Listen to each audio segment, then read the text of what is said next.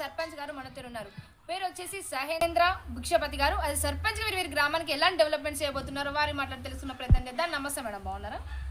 Madam, Rayaparthi మండలం, రాయపర్తి గ్రామం మండలం గారె సహేంద్ర సర్పంచ్గా చేసిన.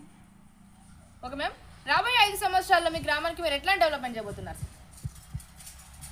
మా ఈ నూతనంగా ఎన్నుకోబడిన మా భార్య గారె సహేంద్ర గారు, నేనే ముందుండి ఎల్లవేళలా గ్రామాన్ని కష్టాలైన తోడుగా ఉండి గ్రామ ప్రజలు మాకుతో విజయాన్ని చేకూర్చినందుకు ఫస్ట్ మా రాయపర్తి ప్రజలందరికీ ధన్యవాదాలు తెలియపరుచుకుంటూ, ప్రతిదీ కూడా అభివృద్ధి పదంలో ముందుకు పోవాలని ఇప్పుడు కూడా మీరు సోషల్ మీడియాలో చూస్తూ ఉన్నారు, మీడియాలో కూడా చూస్తూ ఉన్నారు.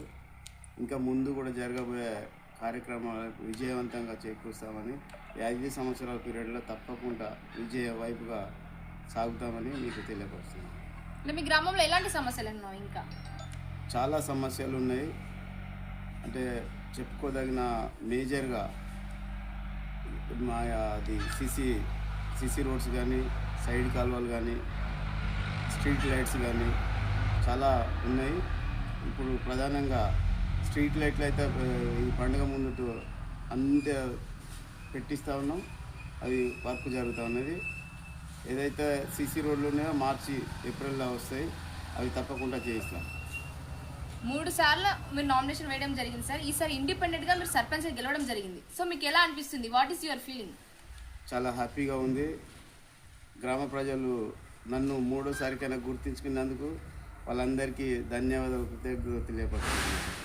మరి మీకు ఓటేసి గెలిపించినందుకు వరకు మీరేం చెప్పాలనుకుంటున్నారు? ఇంకా వారందరికీ కూడా ఎల్లవేళలా ఏ సహాయ సహకారాలు ఉన్నా కూడా అందిస్తానని, వారికి ఎప్పుడు కూడా నేను అండగా తోడుగా ఉంటున్నానని విజ్ఞప్తి చేస్తాను.